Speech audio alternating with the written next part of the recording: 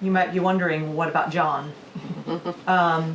So John gets interspersed throughout. So we have John in Holy Week a lot, around Christmas, and just different, the kind of the bread of life discourse. So those things are inserted and sprinkled throughout the 3 years. And some of it we hear from John every year in Holy Week. I'm gonna watch my phone just in case Brian is texting me, since we've now lost them completely. Okay, I don't know. Question. Yes. The difference between Synoptic Gospels and John. Yep. Yep, so the Synoptic Gospels, Mark, Matthew, and Luke, are all fairly similar. They have a lot of the same stories. I mean, we could do a whole deep dive into, you know, which one was first in the different sources. I mean, the basic of that, Mark was first, right? Was written first. And the authors of Matthew and Luke's Gospels had another source, and they also had Mark's Gospel when they wrote theirs. So you can see, I'm sure there's one in this room somewhere, a Gospel parallel. And what's neat about that is it has 3 columns as you move through the Gospels, and it shows you, so like the feeding of the 5,000, it'll show you on the same page where those stories appear in those 3. So they're fairly similar. Brian's asking, yeah, he's trying to talk to us. We can't hear you, Brian, and we're seeing this. I think he can hear us though. John's gospel is just very different. It has a lot of story. There's just not as much overlap. It's kind of its own unique creature, and so that's why it gets interspersed throughout the years. Okay, so they can hear us. We just can't see them, so I'm going to keep going. Matthew is the gospel for this year, for year A, and so I wanted to focus on Matthew. And what I want us to look at is it's a triptych within a triptych in the St. John's Bible. So 3 images, you know, a triptych, you might think of those old icons that fold out this way, you know, and there are 3 different images, and there's often movement. So what we're going to look at in the next 50 minutes are 3 stories from Matthew's Gospel. We're going to look at the calming of the storm, Peter's confession, and the last judgment. So what's interesting is the calming of the storm. Oh my gosh, okay, he's wanting me to do stuff on the top. Okay, we got you. Sorry guys. Oh, no problem. Change the input. Or I can get Karen to help. I don't know how to do this. Okay. Do you want me to go get Karen? Try Maybe. settings. He's wanting it to be. Oh, no. Does this happen? Oh, there you are. We can see you now. Okay. Yay, Wow. you hear us as well too, Yes. Kate? Yeah, now I can hear you. That was weird. Whew. Okay. Stress. We can do this. Okay. So I was talking about these 3 stories in Matthew's Gospel that we're going to look at in the next 50 minutes. And Matthew 8, just this is interesting. The calming of the storm, it never appears in our lectionary.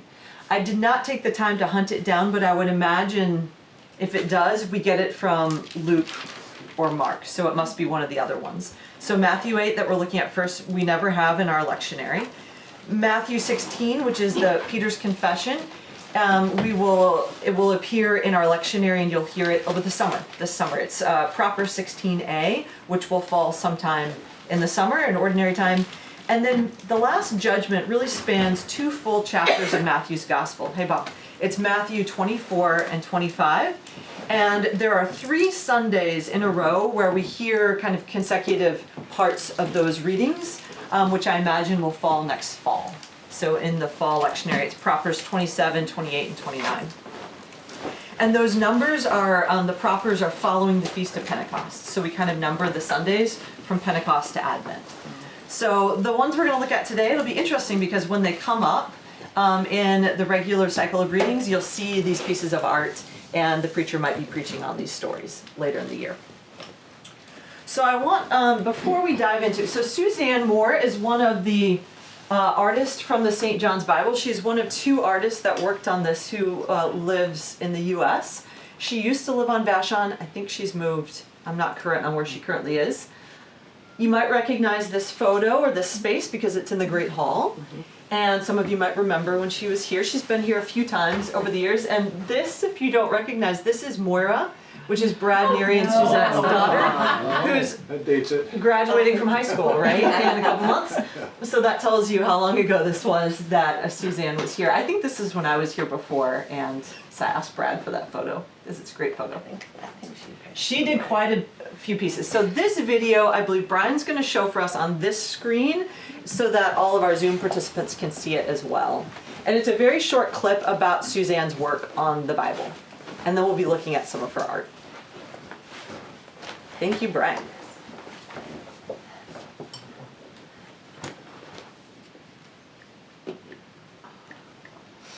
It's just a couple minutes.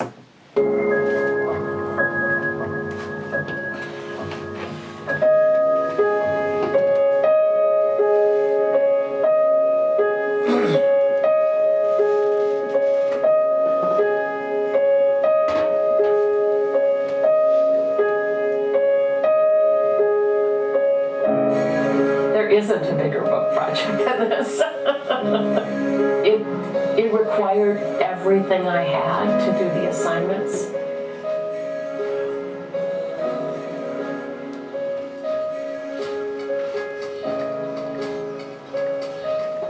We're on Vashon Island. My name is Suzanne Moore, and I was one of 2 Americans that were part of the team that did illuminations for the St. John's Bible.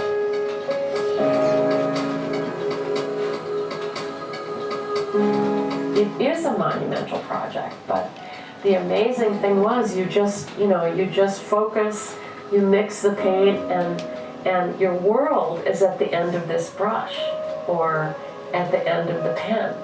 You can't be worried about other things, the way that the paint goes on the surface is there to last, and so you have to make it count.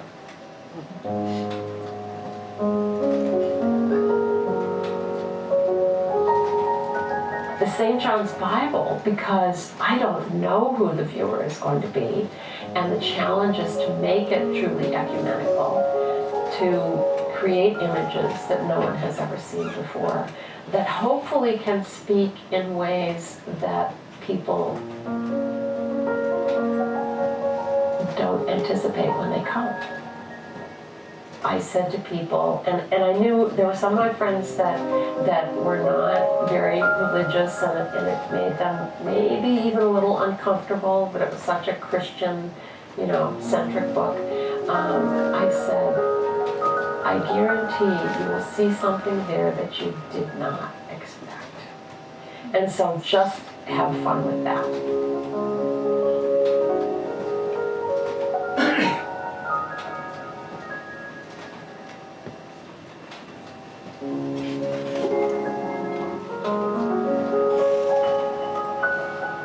Thanks, Brian.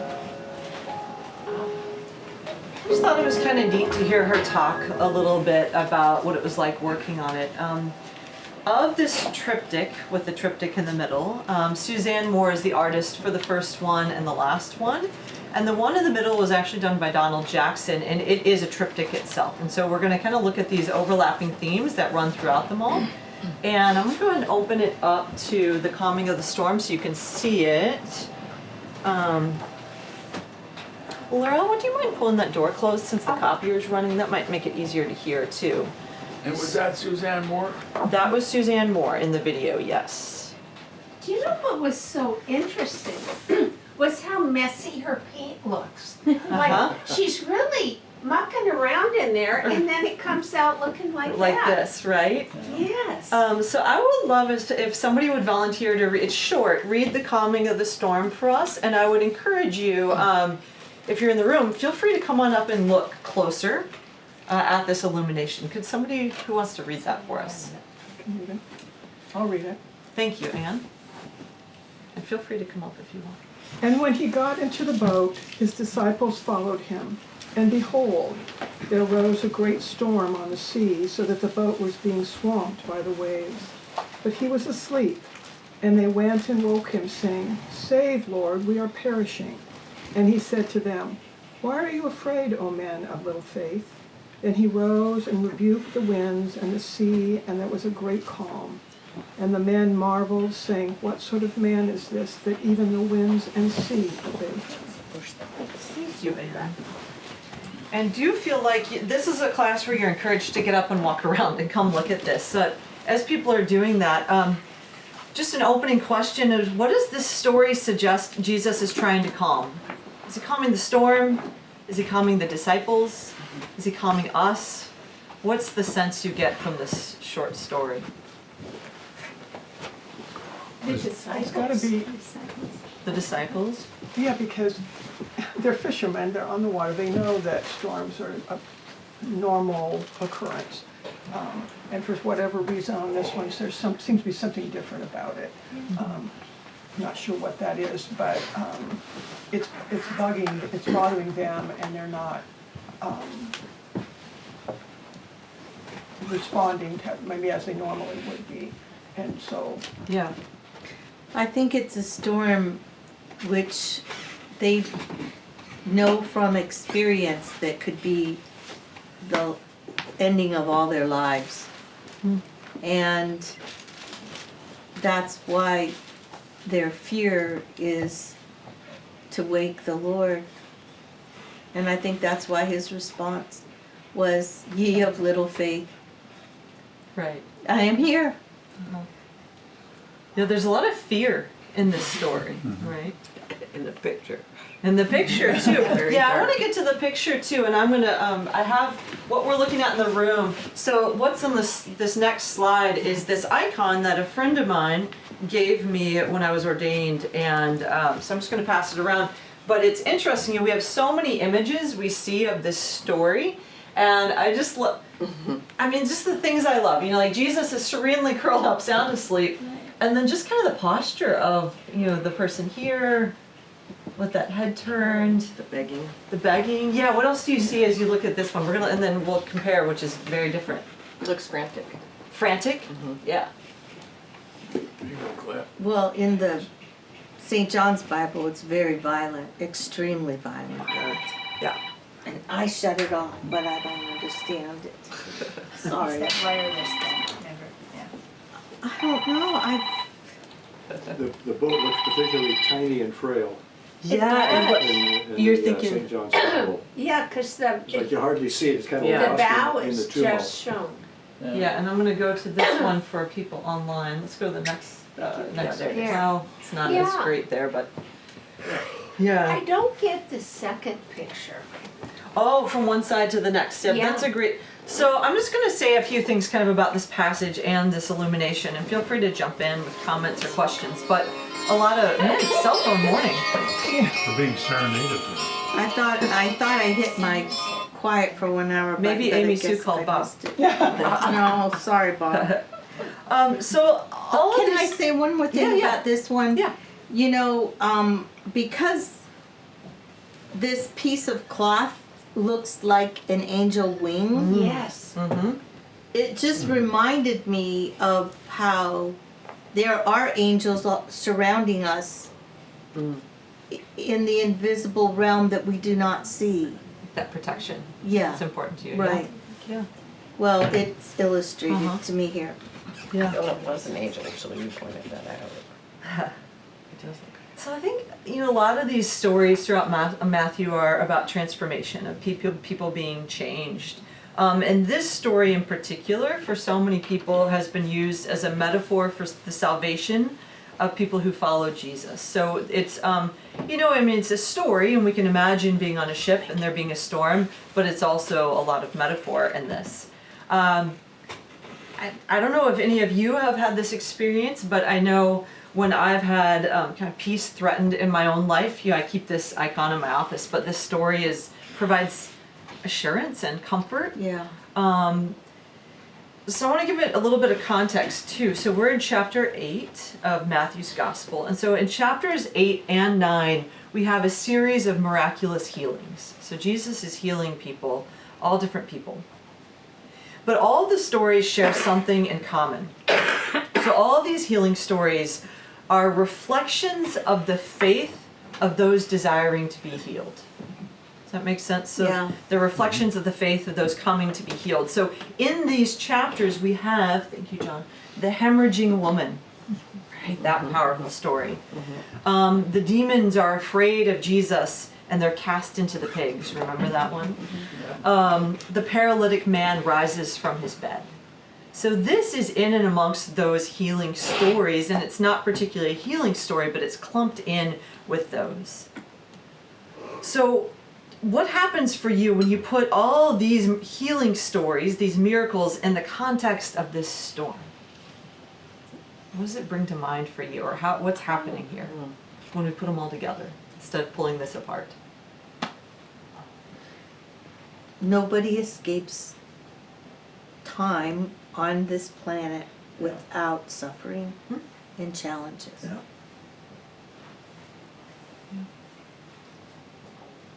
And there is peace and assurance that comes from the Christian faith when you're going through difficult times. Yeah. And I think that's the bridge to today, right? And why we, for centuries, people have connected in with these healing stories or with this calming of the storm. Is anything chaotic happening in our world today? Right? Or anything scary? I mean, as I was reflecting with somebody yesterday in conversation, it feels like so much. It's overwhelming. I'm almost nervous to look at the headlines in the morning. And this is kind of the way it is. This is the way humans are. It repeats and repeats and repeats. And so as awful as it feels, there's always been war. There's, so we need things like this that help us when things feel chaotic or scary. Turbulence, yeah. So in this story, we have the disciples, right? They wake Jesus up and they say, "Save us." And Jesus responds, and one of you already commented on it. His comment is, "Why are you afraid, you of little faith?" And so we see in the broader context of Matthew's gospel, faith is transforming people all around them in these miracle stories. But what about the disciples, right? It often feels like that group of disciples are the last ones to get it. They always feel a little bit clueless. And so I think there's an element of this, of Jesus is trying to get the disciples, look at these people around you. The world is chaotic and miracles are happening and people are healed. And so there's a little bit of getting the attention of the disciples. So sort of like putting them in the place of the people who need healing. They don't need healing, but this demonstrates. It's like a wake up, yeah. So I want to look a little bit more closely at this illumination here for this. So the illumination, I think Suzanne Moore's art takes us somewhere in this with the story. So on the left side, what do we notice? What adjectives would you use to describe what's going on the left side? Oh, Fury. Volatility. Yeah. chaos. Yeah. Turbulence. Yeah. What colors are used? Dark, Black, dark, blue. Black, black, brown. gray, red, Is sign anybody of bloodiness. Yeah. It's hard to see on the screen one, but here in the book you can see a little bit all the gold as well, right? Is that what you're gonna say, the gold? Yeah, Kate, I was going to point that out. It feels kind of weird that there's some gold interspersed throughout, almost as if it's the background or something. Yep. And does anybody in the room remember what the gold symbolizes throughout the art in this Bible? Spirit. It's God.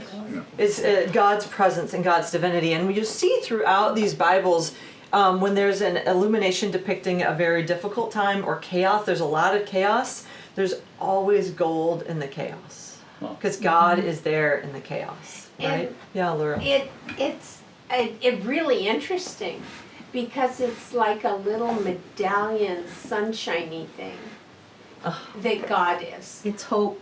Yeah, it's really, all of that going on, and I noticed that, just this little.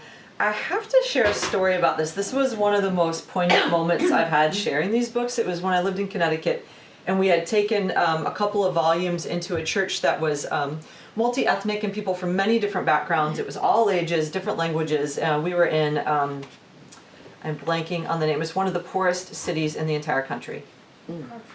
No, it's down. New Haven. Near New Haven? No, In Connecticut? Bridgeport. Bridgeport. We were at the church in Bridgeport, and there was a man, and I had Genesis open, so it was the story of creation. And it was, in the beginning there was the chaos and disorder, and there's a panel of that creation story that looks much like this with the colors. And then there's this gold line thread that runs down through it. And we're looking at it, and all these people are gathered around, and we're talking about it, and this man looks at me. He was an elderly man, and he said, "I'm from Haiti." And he said, my family's been here in Connecticut. And he said he was almost tearing up as he looked at it. And he said what the illumination said to him is he said, I've lived through horrible things in Haiti. And even in the midst of so much violence and destruction, God is there. Yep. And it was just such a powerful moment. And for these young kids who are listening, it was just this incredible moment. And it really spoke to him of God's there, even in the hard parts. Yep. How much guidance was given to the various artists, or Susan Moore? What was she given anything specific about what she's supposed to be doing here? For those of you who are artists, you might cringe at this, but this was art done by committee. And so there was the committee on illumination and text throughout the whole project. It had 20-some people on it. They were all different types of people, scholars, theologians, different backgrounds.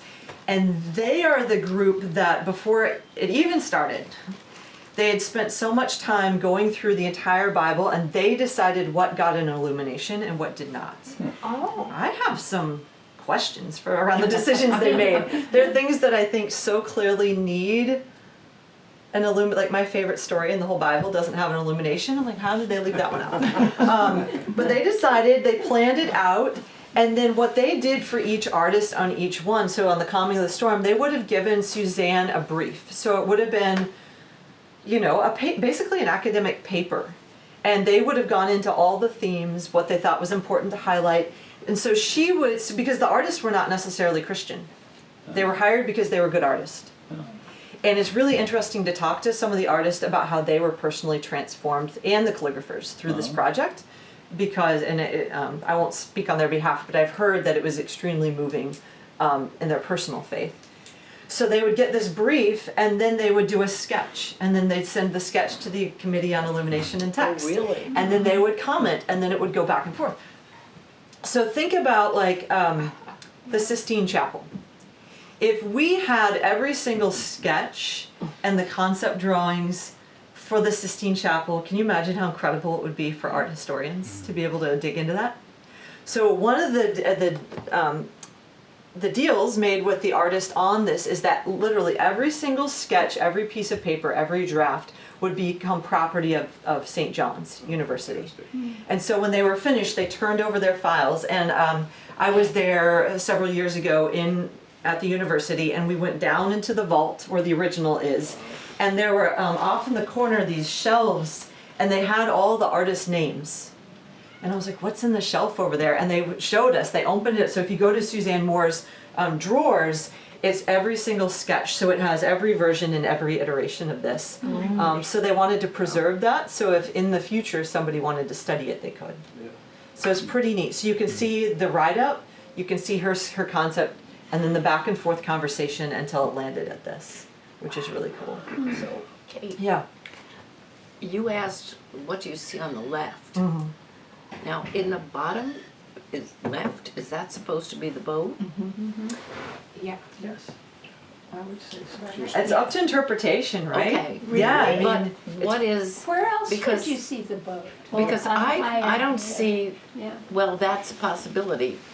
But I don't see, it seems like a progression more, especially looking at the left at the top, it looks to me like it's increasing as you go to the right, as opposed to total, I don't know. And there's definitely movement, right? There's movement in it, and we'll see that carried through the next two, across the three illuminations that it carries through. But I think let's look at this too. So compare the left side to the right side, and what do you think she's trying to convey? And one other thing to notice is you look, when some of the illuminations have very tight borders, like an icon, wherever my icon went, you know, like it's closed off. And then you'll also see where things are breaking the border. Now, one thing that you can't see online as much because I zoomed in on the image for you, but down the page, we see it continuing. Do you see this? The gold and silver continuing splashing down the page. So when that happens, it's often in the gold, it is God breaking the borders of what's going on. It's not neatly contained. I mean, you can see it's not all boxed off. So what do you make of that, of this right side and then also the spilling off the page?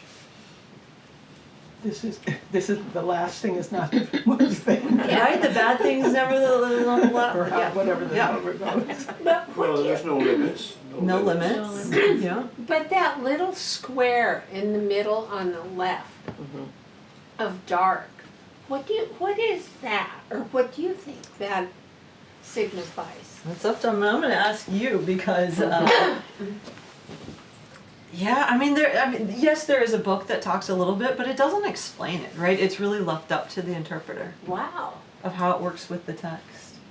I think it's like a remembrance in the transition into light. The last of the tumult. I'm just so curious by the almost calm on the upper left. Uh-huh. I mean, if you look at it, you could also say the whole thing is boat, Oh. and then the Oh, upper yeah. left is not boat. Oh, But And I there's don't almost know. a movement from that upper left through and then up into the calm of this right side, Yeah. right? I think all the art in this book is the interpretation of the beholder, because each of us have our own experiences, and we're going to lay that template Yeah. on here, and it speaks to each of us, our spirit and our soul. So I've been meeting with lots of parishioners the last couple of weeks, just talking with lots of people, and the common thread is just kind of a sense of overwhelm and a little bit gloom. And so I'm wondering, I'll ask the question I keep asking people, but where are you finding quiet? Where in your life are you finding spaces to experience that calm and to step out of the chaos? And if there's any wisdom you have to offer the room, I think everyone's nerves are a little frayed. I know, I've spent 1,000 days at sea up in Alaska and been in 40-foot seas. With each wave, you think you're gonna die. Yeah. And that may go on for 48 hours. Yep. And that's when you're really, you're ready to meet your maker. And there's, white knuckle terror, fear, but then ultimately, that's when all of a sudden God appears. Yeah. And I don't know whether it's, but just praying to God that things quiet down and you can get back on dry land. With your background, I imagine you experienced the story maybe differently than some of us who have not had that Well, I experience. can understand the metaphor Yeah. of it, because it really is when you get into those situations, and they can last, because with each wave, Yep. you read about these boats rolling over up in the Bering Sea Yeah. or wherever. But it's it's a good metaphor for any number of the kind of horror that we face. Right. Yep. I find the juxtaposition, pardon me, very jarring. There's no continuum from one to the other, really. I agree with that. Well, you could look at it as on the right, that blue, that right there is that whole big thing there, but tinier. So you're surrounded by calm, you're surrounded by God's love. It With looks that like, thick gold band. Yeah. There, but that's just like taking that big thing and highlighting it, like the insert, and saying, okay, take it out and look at it big. That, Yeah. yes, there is this, but there's calm and peace around if we just keep moving. So we could probably spend an hour with this one, but I'm going to move us to the next one because it's the triptych within the triptych. So it has 3 panels and it's pretty interesting. So let's read this first. If somebody could read this section from Matthew 16, and then we'll look at that illumination. Who could read for us? Yeah, thanks, Susan. So if there's some glare, I might be. Okay. Now when Jesus came into the district of Caesarea Philippi, he asked his disciples, "Who do people say that the Son of Man is?" And they said, "Some say John the Baptist, but others Elijah, and still others Jeremiah or one of the prophets." He said to them, "But who do you say that I am?" Simon Peter answered, "You are the Messiah, the Son of the living God." And Jesus answered him, "Blessed are you, Simon, son of Jonah, for flesh and blood has not revealed this to you, but my Father in heaven." Sorry, I'm using It's okay. this. "And I tell you, you are Peter, and on this rock I will build my church, and the gates of Hades will not prevail against it. I will give you the keys of the kingdom of heaven, and whatever you bind on earth will be bound in heaven, and whatever you loose on earth will be loosed in heaven." Then he sternly ordered the disciples not to tell anyone that he was the Messiah. From that time on, Jesus began to show his disciples that he must go to Jerusalem and undergo great suffering at the hands of the elders and chief priests and scribes, and be killed, and on the third day be raised. And Peter took him aside and began to rebuke him, saying, "God forbid it, Lord. This must never happen to you." But he turned and said to Peter, "Get behind me, Satan. You are a stumbling block to me, for you are setting your mind not on divine things, but on human things." Thank you, Susan. Wow. So I'm going to invite us to take a couple of minutes to really look at this. So online you can kind of look closely, and I would say if you're in the room, it's worth it to come look here because the colors are so much more vibrant than the screen. So just come and take in the 3 panels of the triptych and just see what you notice.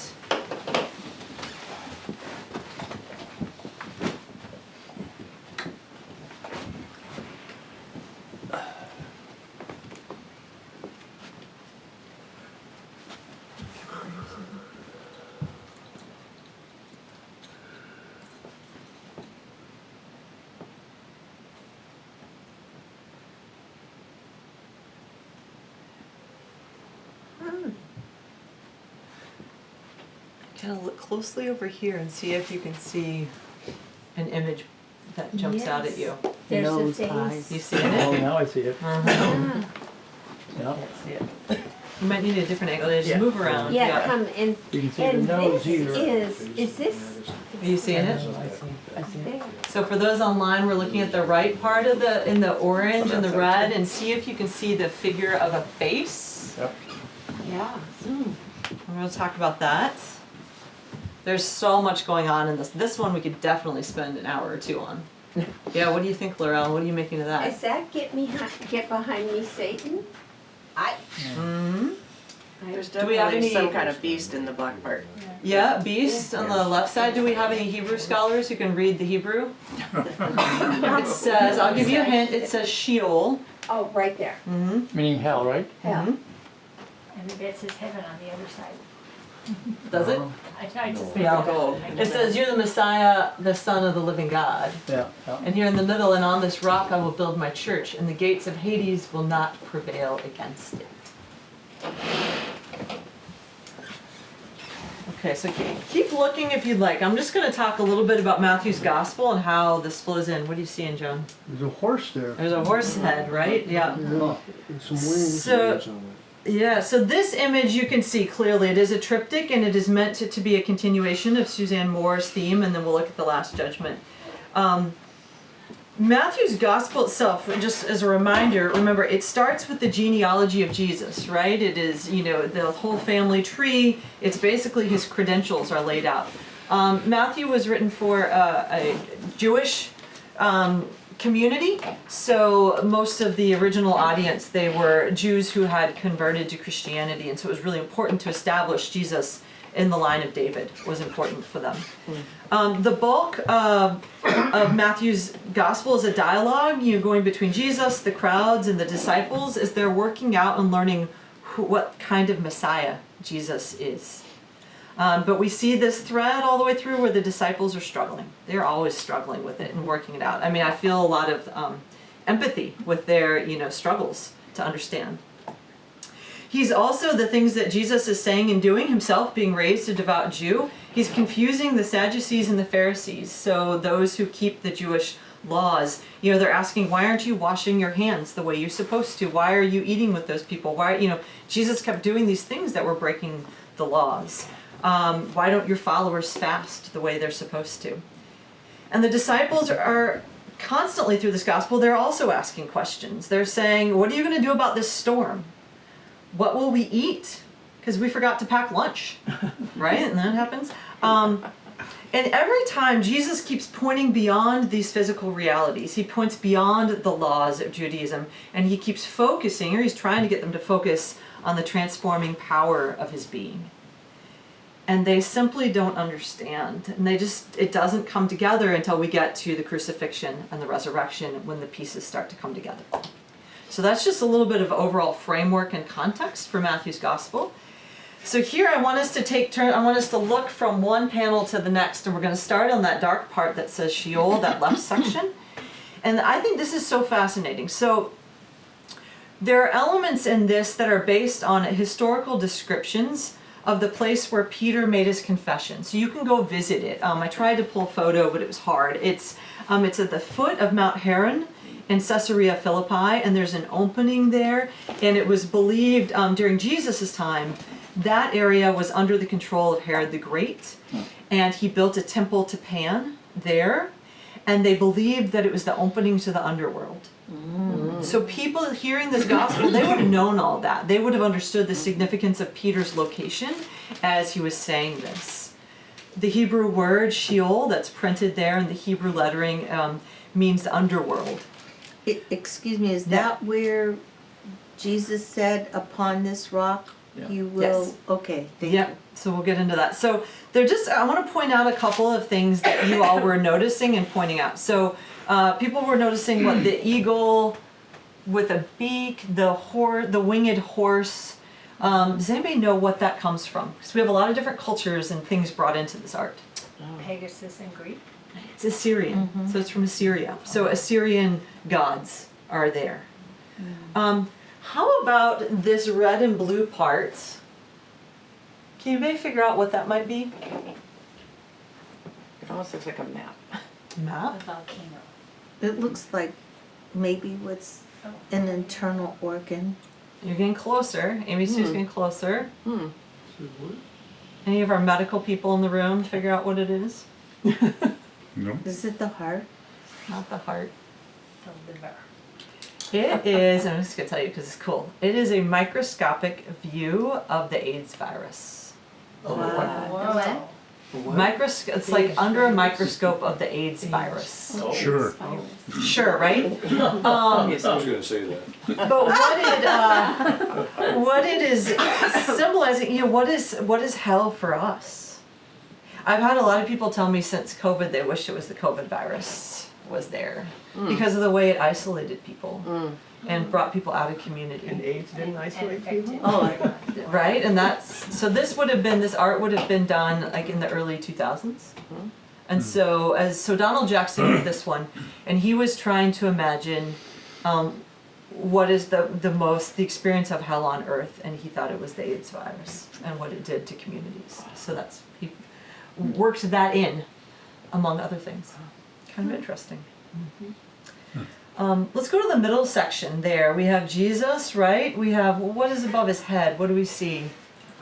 Cross and a halo. Cross. The quote, and on this rock I will build my church, and the gates of Hades will not prevail against it. You know, from a distance, it's easier almost to see than when you look real close at it. It's so true when you get different angles and the light hitting it in different ways. This figure of Jesus, so Jesus doesn't always appear in gold in the St. John's Bible, but it's when it's being revealed that he is the Messiah, that he is all in gold. And so what's happening here, and I think it's worth flipping to, this Jesus and I don't have slides for these, Brian, so I'm going to flip. It most closely resembles Jesus at the beginning of John's Gospel, which I'm going to turn to. This is one of my favorites as well. Oh, yeah. Yep. Can you see that, Brian? A little bit? That helps a little. Different artists. This is, I think, also Donald. So we have Jesus here, and we also have this is where I can't remember. the crucifixion, trying to remember. There we go. Wow. Now this one, you might want to stand up and just kind of take a look. When the light hits this gold figure the right way, you can see the image of the body. Yeah. Oh, yeah. Yeah.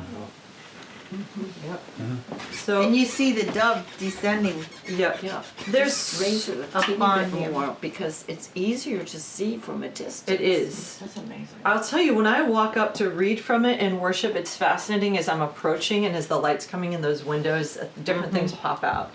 So one of my favorite things of these books is the more time you spend with them, the more you see, you start to make, they're very intentional theological connections of connecting these images. And it's throughout all 7 volumes, but a lot of it in the Gospels, of course. So that is intentional, that when you see this Jesus here in Peter's confession, you're also thinking about Jesus the Word, the Logos, that Dwight was preaching about last Sunday, right? The beginning of John's Gospel, and also the crucifixion. So let's look as well at the right section, and I think we have just enough time to look at the last one. So some of you are seeing the face on the right side. It's a cubist style of art. And why would we have Peter with a cubist style? Peter the Rock. Get it? On a rock. Get it? I kind of love that. I think it's clever. I think it's very clever. Yeah, so it's fun when that pops out for you. So we have Peter. Did you notice the crosses and the flags? Yes. The flags, I know. Yeah, so let's see if I can show you where those also appear. I need the book to not slide. Whose flags are they? Do you know? Yes. Oh. There's actually a silly story about that. Okay. Okay. So this one's not in a slide either. So this is the beginning of the Acts of the Apostles. It is Pentecost. Yeah. So here's Pentecost, and you'll see, what do you notice at the bottom? Flags. All nations? Yeah. Yeah. Yeah. Yeah, yeah. So, and also notice this cluster of people on the bottom, and I'll hold it up in a second, Brian, but you see those people in silhouette? So just funny St. John's Bible stories, because I love some of these stories. So when Donald Jackson, who is Welsh, was spending time at St. John's University working on all this, he would go to student football games, undergraduate college football games. And he was just enamored by the college students and their flags and their school spirit. And so these flags are actually students at a football game. He just liked the image. Now, somebody asked who these figures are, the silhouette, because this is the birth of the church and all that, and we have these figures. And when Donald Jackson was asked, who are these people here, he said, it's that damn committee. So there you go. That's the only image of the Committee on Illumination and Text. They're down here at Pentecost, right? Is the church. Here, cousin. I'm sliding a little bit. That's okay. I'm going to go back, and it should stay. So those are just some fun things that are woven in here. So you are the Messiah, the Son of the living God, and we have Peter founding the church. Yes. Interesting how they use words in some of the pictures Right. and not. Yeah. And it's interesting what's emphasized. These words are from this text. Yeah. Occasionally, like the beginning of John's Gospel, it's a quote from the epistles. So sometimes they'll layer in scripture from other parts of the Bible because it's connected. So it's all this interweaving and connection between so much of scripture. So I do want to flip ahead, and we're going to take our last, the Bible is sliding, 5 or 10 minutes to look at the Last Judgment, which is right here. So what I've done, because we're not going to read 2 chapters of the gospel because it's very long, so I'll just read this. This is just kind of a summary, and I'm going to make sure see why I'm sliding so much. I think I've gotten off. Okay, stay put.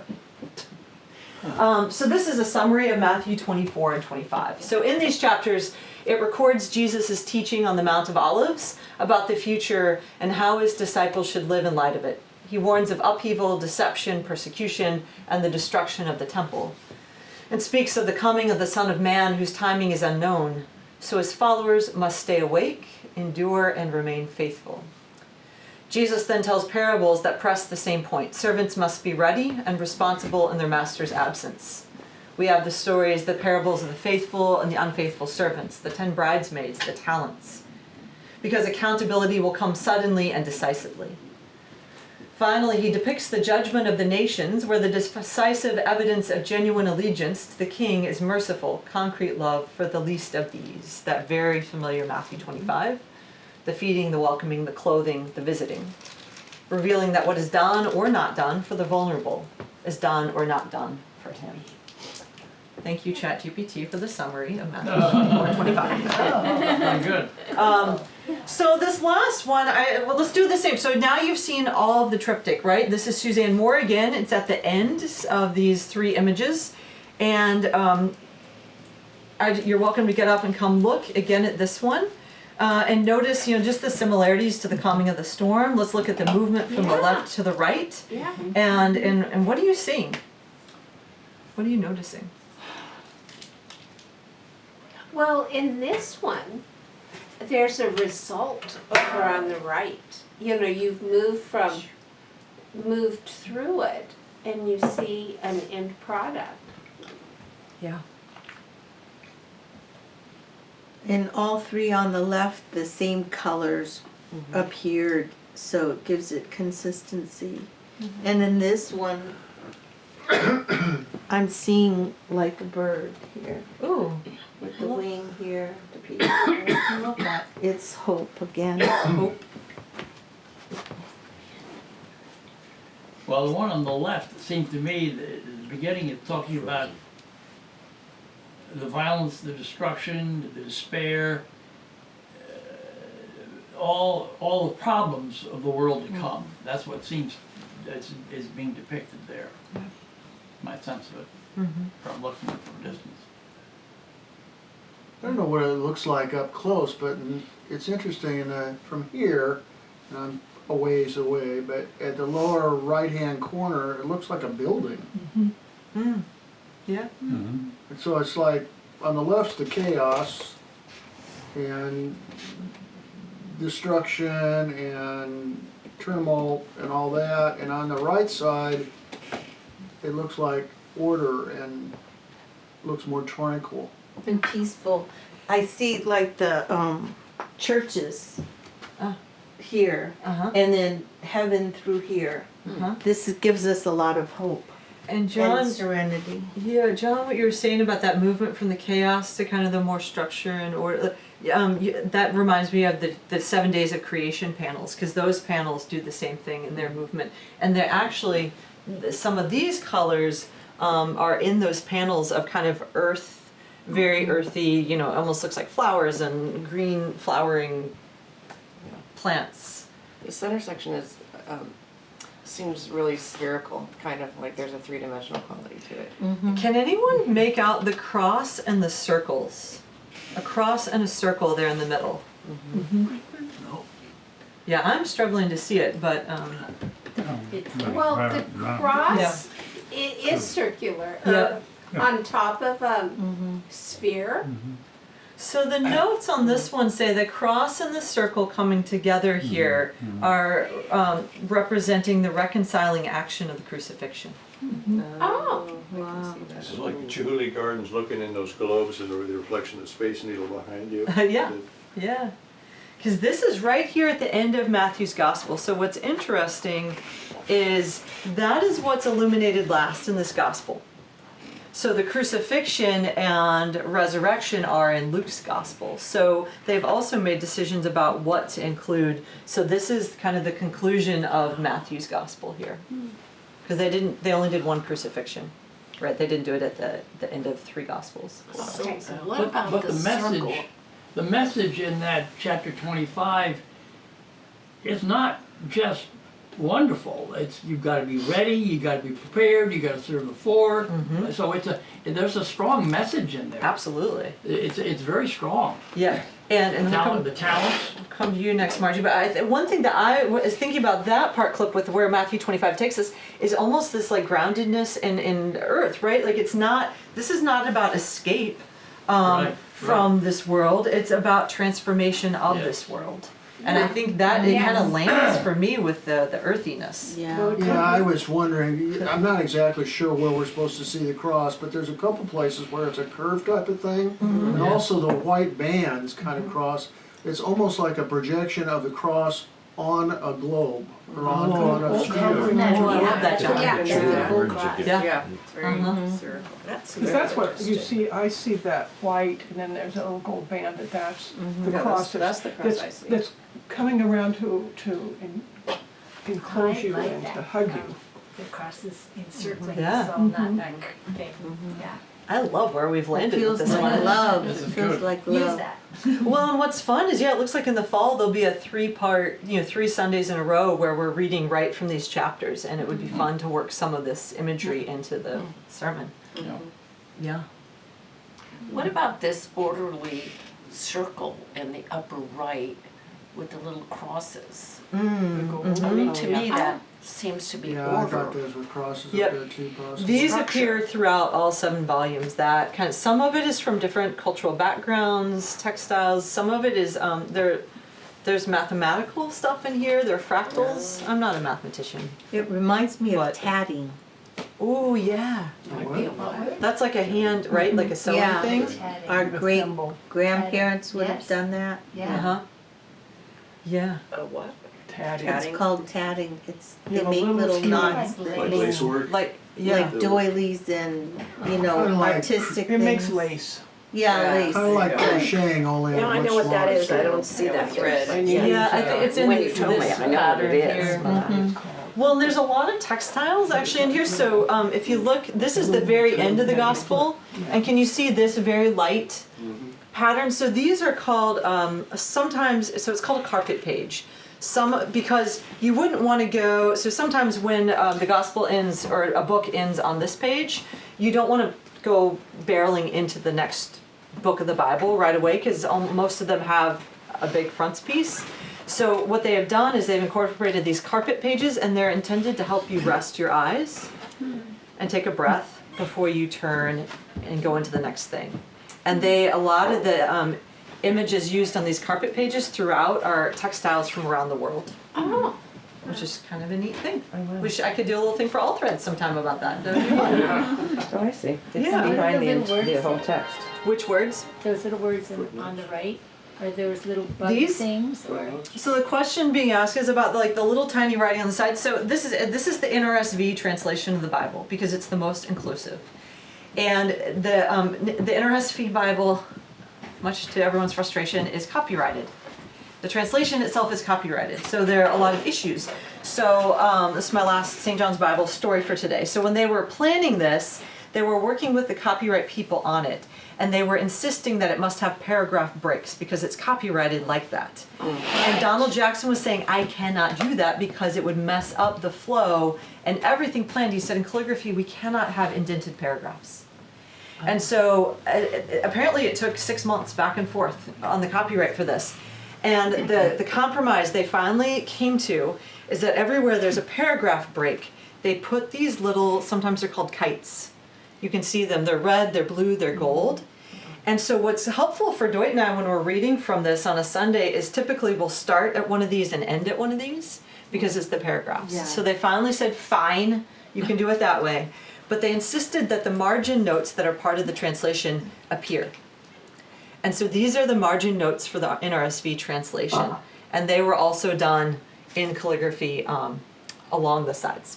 So that Bible uses the NRSV This all is the way NRSV. through? Yep. Who copyrighted it? And I don't know, whoever translated the NRSV translation. can you But tell it's me a what? Catholic Bible, it's a Catholic version. I don't think so. No, it's not NRV used means by most what? Catholics, was my understanding. Because I've always heard the story that it was a big deal for the Jesuits to choose that translation because it's not what they use. I thought I read that in the book. But they that it was- chose it because it is used most broadly by most Christians and it's the most inclusive. What does the acronym mean? NRV? New Revised Standard Version. Oh, okay, Oh. thank you. Yeah.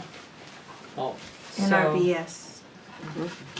Okay, I'm gonna close this with a prayer, but then I'll hang out for a little bit, and if you wanna NRSV. come flip pages or look, or go back and look at those 3, you're welcome to do that. It's really fun being with you. Thank you. And I'll be back whenever Dwight's out of town again, whenever that is. It's fun. The Lord be with you. And also with you. Let us pray. Holy God, holy and mighty, holy immortal one, have mercy upon us. We give thanks for this day, for gathering this space to reflect on Holy Scripture and art and the way they intersect and move in our lives. Be with those who are traveling back to Seattle today and with everyone in this group as we go forth into the world. Amen. Amen. Amen.